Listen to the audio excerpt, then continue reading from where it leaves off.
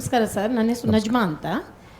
ತಾವೊಂದು ಅವಾಗೊಂದು ಮಾತು ಹೇಳಿದ್ರಿ, ಈ ಬೆಂಗಳೂರಲ್ಲಿ ಉದಾಹರಣೆ ತೊಗೊಳ್ಳಿ, ಈ ಹಳ್ಳಿಗಳಲ್ಲೇ ತೊಗೊಳ್ಳಿ, ನಮ್ಮಲ್ಲಿ ಅವರಲ್ಲಿ ಯೂನಿಟಿ ಇದೆ, ಅವರು ಆ ಗ್ರಂಥವನ್ನು ಪಾಲಿಸ್ತಾರೆ ಅಂತ. ಮಿಲ್ಟ್ರಿಯಲ್ಲೂ ನಮ್ಮ ಮುಸ್ಲಿಮ್ಸ್ ಧರ್ಮದವ್ರು ಇದ್ದಾರೆ, ಅಲ್ಲಿ ಮುಸ್ಲಿಂ ಧರ್ಮದವರೊಟ್ಟಿಗೆ ಆಪೋಸಿಟ್ ಮುಸ್ಲಿಂ ಇದರೊಟ್ಟಿಗೆ ದೇಶದೊಟ್ಟಿಗೆ ನಾವು ಹೋರಾಡಬೇಕು. ಆ ಟೈಮಲ್ಲಿ ಎಲ್ಲಾದರೂ ನಾನು ಅದು ಮುಸ್ಲಿಂ ದೇಶ, ನಾನು ನನ್ನ ದೇಶದ ಪರ ಅಲ್ಲ, ಅವ್ರ ಪರವಾಗಿ ನಾನು ಮಾಡಿ ಇಲ್ಲಿ ನಾನು ಗದ್ದಾರಿ ಮಾಡಬೇಕು ಅಂತ ಎಲ್ಲಾದರೂ ಇದೆಯಾ, ನಡೆದಿದೆಯಾ ಘಟನೆ? ತುಂಬ ಒಳ್ಳೆ ಪ್ರಶ್ನೆ, ತುಂಬ ಒಳ್ಳೆ ಪ್ರಶ್ನೆ ಅದು. ತುಂಬ ಸಂತೋಷ ಈ ಪ್ರಶ್ನೆ ಕೇಳಿದ್ದು. ನಾನು ಏನು ಹೇಳಿದೆ, ಮುಸ್ಲಿಂ ಅಥವಾ ಇಸ್ಲಾಮಿಕ್ ಐಡಿಯಾಲಜಿನಲ್ಲಿ they don't believe in national boundaries, they believe in faith ಅಂತ. ಕರೆಕ್ಟಾ? And who brainwashes them or who teaches them this? The particular religious person, ideology. ಆಯಿತಾ? ನೀವು ಆರ್ಮಿ, ಏರ್ಫೋರ್ಸ್ ಅಥವಾ ನೇವಿಗೆ ಬಂದಾಗ ಏನಾಗುತ್ತೆ, ಹಿ ಅಂಡರ್ಗೋಸ್ ಎನ್ ಇಂಡಾಕ್ಟ್ರಿನೇಷನ್. ನಂದು ದೇಶ ಅನ್ನೋ ಒಂದು ಮೆಟ್ಲು ತನ್ನ ಫೇತ್ಗಿಂತ ಮೇಲ್ ಬರ್ತದೆ. That is military training. ಅದು ಟ್ರೈನಿಂಗ್. ಈಗ ಒಂದು ನಿಮಿಷ ನನ್ನ ಉತ್ತರ ಕೇಳಿಸ್ಕೊಳ್ಳಿ, ನಿಮ್ದು ಏನಾದ್ರು ಪ್ರಶ್ನೆ ಇದ್ರೆ ತಗೊಂತೀನಿ. ಈಗ ಇಲ್ಲೆಲ್ಲ ಕೂತಿದ್ದೀರಾ ನೀವು, ಇಲ್ಲಿ ನಾನೊಂದು ಮೈನ್ ಫೀಲ್ಡ್ ಹಾಕ್ಬಿಟ್ಟು ತಾವು ಇದ್ರ ಮುಂದೆ ಹೋಗಿ ಅಂದ್ರೆ ಹೋಗ್ತೀರಾ ನೀವು? ಖಂಡಿತ ಹೋಗಲ್ಲ. ನನ್ನ ಮಗು ಇದೆ, 8 ವರ್ಷದ ಮಗು ಇದೆ, ನನಗೆ ಇನ್ನೂ ಕನ್ನಡ ಶಬ್ದಗಳ ಬಳಕೆ ಜಾಸ್ತಿ ಇರಲಿ. ನೆಲಬಾಂಬನ್ನು ಹಾಸಿ ಇದ್ರ ಮೇಲೆ ನಡ್ಕೊಂಡು ಹೋಗು ಅಂದ್ರೆ ಹೋಗ್ತೀರಾ ಅಂತ. ಎಸ್, ಕನ್ನಡ ಶಬ್ದಗಳಿಗೆ. ಎಸ್, 25 ವರ್ಷ ಸರ್ವಿಸಲ್ಲಿದ್ದು ಅರ್ಥ ಆಗುತ್ತೆ ನನಗೆ. ಎಸ್. ಸೊ ಹೋಗಲ್ಲ ನೀವು. ಅದೇ ಒಂದು ಲೆಫ್ಟಿನೆಂಟ್ ನಜ್ಮಾ ಇದ್ದಿದ್ರೆ ಒಂದು ಆರ್ಡರ್ ಕೊಟ್ಟಲ್ಲಿ ಅವ್ರ ಮನೇಲಿ ಎಷ್ಟಾದರೂ ಮಕ್ಕಳಿದ್ರು ಹೋಗೋರು. ಸೊ ವ್ಯತ್ಯಾಸ ಇರೋದು ನಜ್ಮಾನಲ್ಲ, ವ್ಯತ್ಯಾಸ ಇರೋದು ಅವ್ರ ತರಬೇತಿನಲ್ಲಿ. ಐ ಹೋಪ್ ನನ್ನ ಉತ್ತರದಲ್ಲಿ ತಮಗೆ ಏನಾದರೂ ಡೌಟ್ ಇದ್ದರೆ ಮತ್ತೆ ಕೇಳಿ. ಎಸ್, ಆದರೆ ಒಂದು ಸಲ ಮಿಲಿಟ್ರಿಗೆ ಸೆಲೆಕ್ಷನ್ ಆಗಿ ಆ ಟ್ರೈನಿಂಗ್ ಪ್ರಾಸೆಸ್ ಇರುತ್ತಲ್ಲ, ಆ ಟ್ರೈನಿಂಗ್ ಪ್ರಾಸೆಸ್ಸು ಅದು ಕೇವಲ ಮುಸ್ಲಿಮರಿಗೆ ಅಂತಲ್ಲ, ಹಿಂದೂಗಳಿಗಾಗಲಿ, ಕ್ರಿಶ್ಚಿಯನ್ರಿಗಾಗಲಿ, ಇನ್ಯಾರಿಗೂ ಆಗಲಿ, ನನ್ನ ಧರ್ಮ ಗ್ರಂಥ ಎಲ್ಲದಕ್ಕಿಂತಲೂ ದೊಡ್ಡದು ದೇಶ ಅನ್ನುವ ಶಿಕ್ಷಣವನ್ನು ಮಿಲಿಟ್ರಿ ಟ್ರೈನಿಂಗ್ ಕೊಡುತ್ತೆ ಅಂತ ಅವ್ರು ಹೇಳ್ತಾ ಇರೋದು.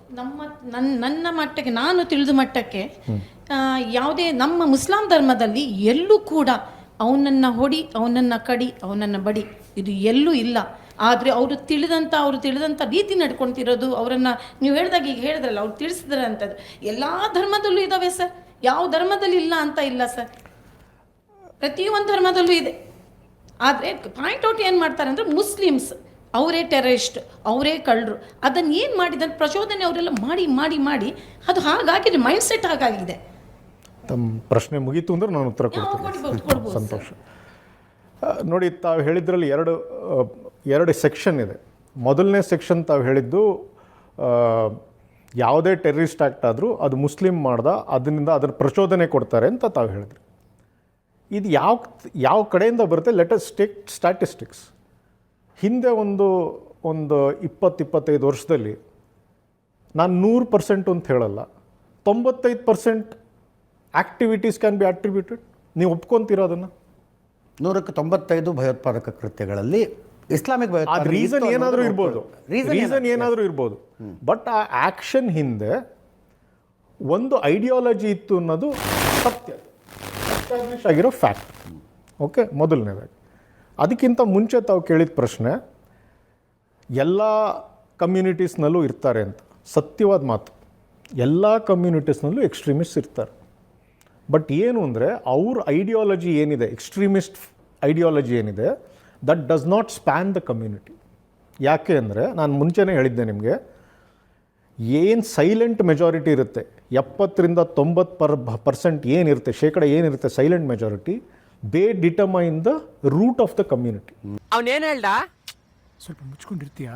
The path of the community. ಒಂದು ಸಮುದಾಯ ಯಾವ ದಿಕ್ಕಿನಲ್ಲಿ ಹೋಗಬೇಕು ಅನ್ನುವುದನ್ನು ಆ ಸಮುದಾಯ ಬಹುಸಂಖ್ಯಾತರು ಡಿಸೈಡ್ ಮಾಡ್ತಾರೆ ಹೊರತು ಅಲ್ಪಸಂಖ್ಯಾತರಾಗಿರುವ ಕೋಮುವಾದಿಗಳಲ್ಲ ಅಂತ. ಈಗ ನಮ್ಮಲ್ಲೇ ತಗೊಳ್ಳಿ, ನಮ್ಮಲ್ಲಿ 18% ಇಸ್ಲಾಮಿಕ್ ಧರ್ಮದವ್ರು ಇದ್ದಾರೆ.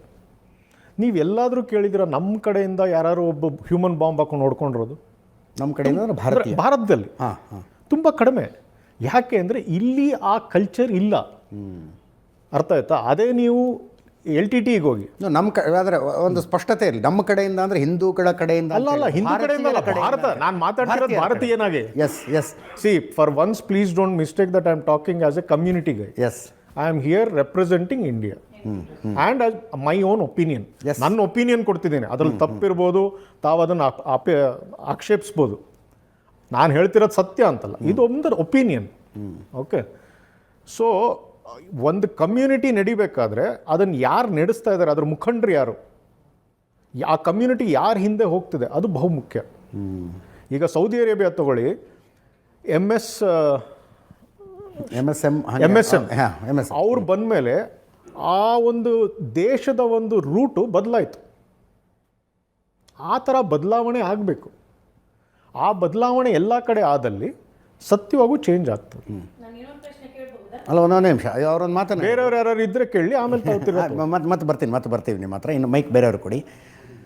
ತಾವೊಂದು ಮಾತು ಹೇಳಿದ್ರು, ಭಾರತೀಯ ಮುಸ್ಲಿಮರಲ್ಲಿ ಯಾಕೆ ಹ್ಯೂಮನ್ ಬಾಂಬ್ಗಳಾಗುವ ಪ್ರಮಾಣ ಕಡಿಮೆ ಅಂತ. ಭಾರತೀಯ ಮುಸ್ಲಿಮರಲ್ಲಿ ಆ್ಯಕ್ಚುಲಿ ಇಡೀ ಪ್ರಪಂಚದಲ್ಲಿ ಅತಿ ದೊಡ್ಡ ಮುಸ್ಲಿಂ ಜನಸಂಖ್ಯೆ ಇರೋದು ಇಂಡೋನೇಷ್ಯಾದಿಂದ ಐಸಿಸ್ ಹೋದವರ ಪ್ರಮಾಣ ಬಹಳ ಕಡಿಮೆ.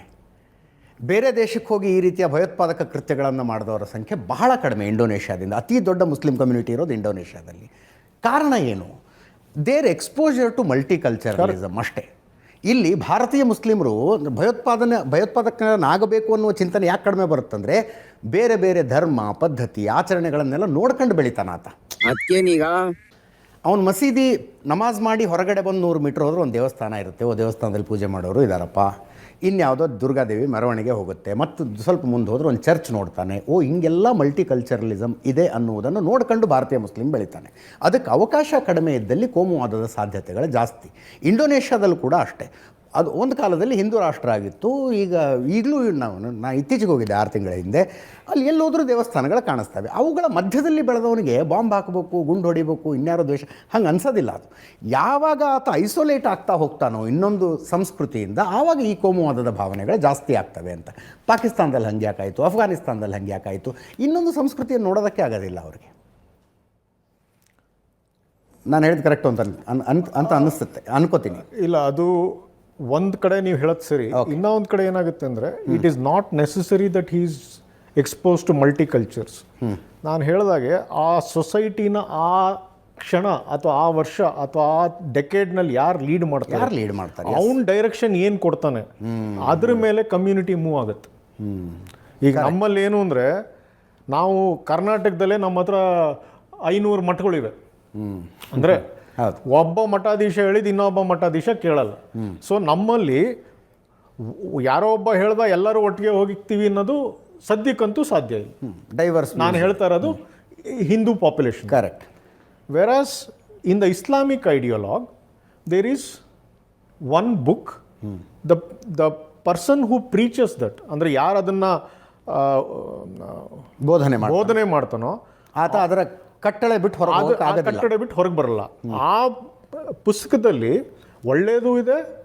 ಒಳ್ಳೆಯದು ಅಂದರೆ ಜ್ಯೂಸನ್ನು ಪ್ರೇಸ್ ಮಾಡೋ ವರ್ಸಸ್ಸು ಇದೆ. ಮುಂಚೆ ಹೇಳಿದಾಗೆ ಜ್ಯೂಸ್ನ ಕ್ರಿಟಿಸೈಸ್ ಮಾಡೋ ಕೆಲವೊಂದು ವರ್ಸ್ಗಳು ಇದೆ ಅಂತ ನಾವು ಕೇಳಿದ್ದೀವಿ. ನಮ್ಮ ಪ್ರಕಾರ ಇಲ್ಲಿಗೆ ಪಂಚಾಯ್ತಿ ಕ್ಲೋಸು. ಕೇಳ್ಕತ್ತ ನಾಟಕ ಬಂದ್.